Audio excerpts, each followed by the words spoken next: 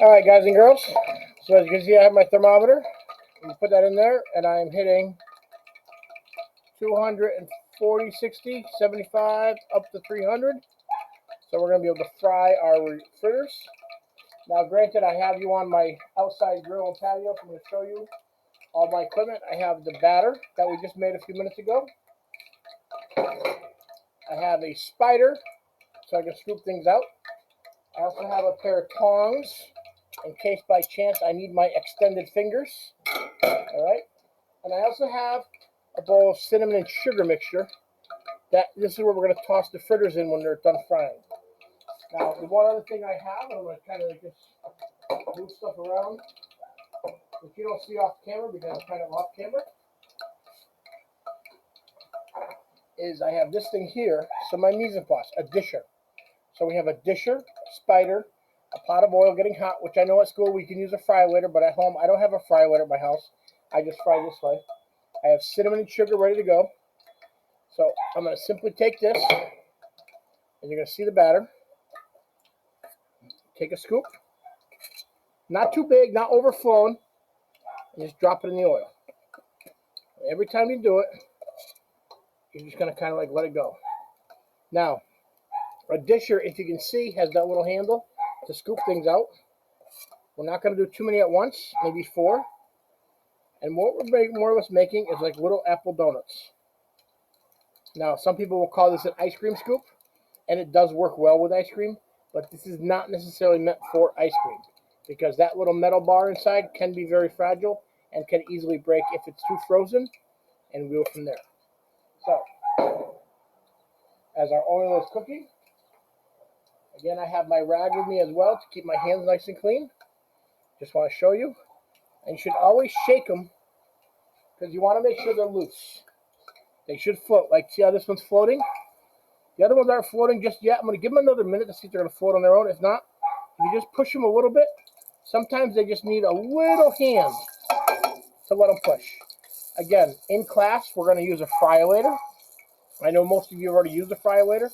So, but at home, because Chef Nelson, who's doing this video, does not have a fryolator, I want to just show you how to pan fry or deep fry at home. All right, and we're going to go. Now, showing you with the spider, because this is a fantastic tool, good for pasta, good for straining vegetables when you're blanching vegetables in water, good for frying. And we're just going to take them and just kind of like turn them over. See how beautifully golden brown they are? Again, you got to get under, kind of like work your way on. But be very, very careful, guys and girls, because this oil is extremely hot, 300 plus degrees. And the last thing anybody wants is a burn. It does happen. It's always accidental. In culinary, we don't expect it, but we don't fear away from it. So I want you guys to see. We're going to let those continue to cook. And I'm just going to kind of move this out of the way for now. Sorry if you hear my dog in the background. I have a little puppy. Not a puppy. She's a couple years old, so she's really not a puppy anymore. Keep the heat going nice and steady. And while I have time, and because I can, I'm going to drop a few more in. Now again, you can see these are very full of apples.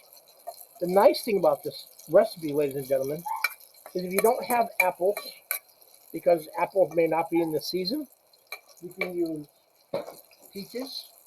You can turn it into a corn and bacon fritter. You can turn this into many other things.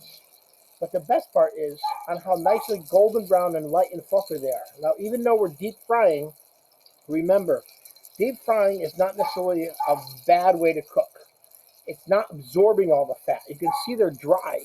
Okay, like I can pick it up from touching it because again, I have no feeling left in my fingers. So, but even as we do this, you want to rotate them over, make sure they're golden brown. And again, it doesn't hurt because we're really not doing a full deep fry. We're doing more of a medium to shallow fry because we're cooking above or halfway over the oil, or the item.